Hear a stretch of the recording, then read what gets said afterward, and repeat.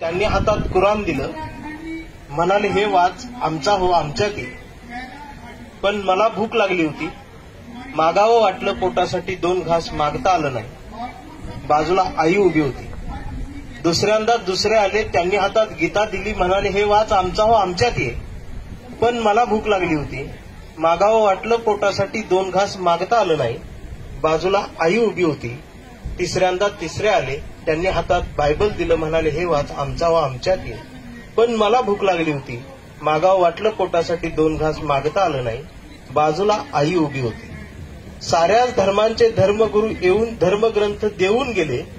या धर्मग्रंथांच्या नुसत्या ओझ्यांनीच कंबर वाकली माझी. तेव्हा भुकेनं खोल आत गेलेल्या डोळ्यात आईनं बघितलं आणि तिनं आणलं 2 भाकरीचं पीठ भीक मागून. तेव्हा प्रश्न आईला पडला, चूल पेटवायची कशी?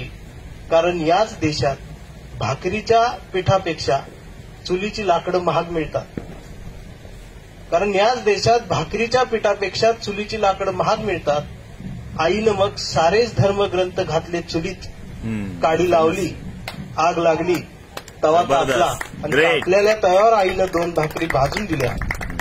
तेव्हा लक्षात आलं की या धर्म प्रसारकांना माझी भूक कळली नाही, पण या धर्मग्रंथांनी स्वतः जळून माझी भूक भागवली.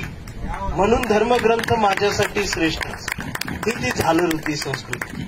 म्हणून ते धर्मग्रंथ माझ्यासाठी श्रेष्ठच. पोटभर जेवलो तेव्हा आईनं हातात एक जपून ठेवलेलं पुस्तक दिलं आणि म्हणाली पोरा फक्त एवढंच वाच. मी पुस्तक हातात घेतलं, बघितलं, त्यावर लिहिलं होतं भारताचे संविधान. जबरदस्त. त्यावर लिहिलं होतं भारताचे संविधान. मला प्रश्न पडला, आई अडाणी, तिला लिहिता वाचता येत नाही, तिनं हेच कसं जपून ठेवलं? तिनं हे चुलीत का नाही घातलं? मी विचारलं आईला, आई तू हे चुलीत का नाही घातलं? त्यावर आई म्हणाली, काही नाही रे पोरा, काल हे मी चुलीत घालून बघितलं, पण पोरा याला आग लागलीच नाही. जबरदस्त. पण पोरा याला आग लागलीच नाही.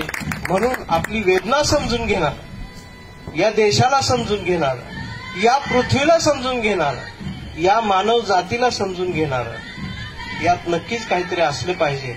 म्हणून फक्त एवढंच वाचा, भारताचे संविधान. त्यानंतर एक घटना मला आठवते.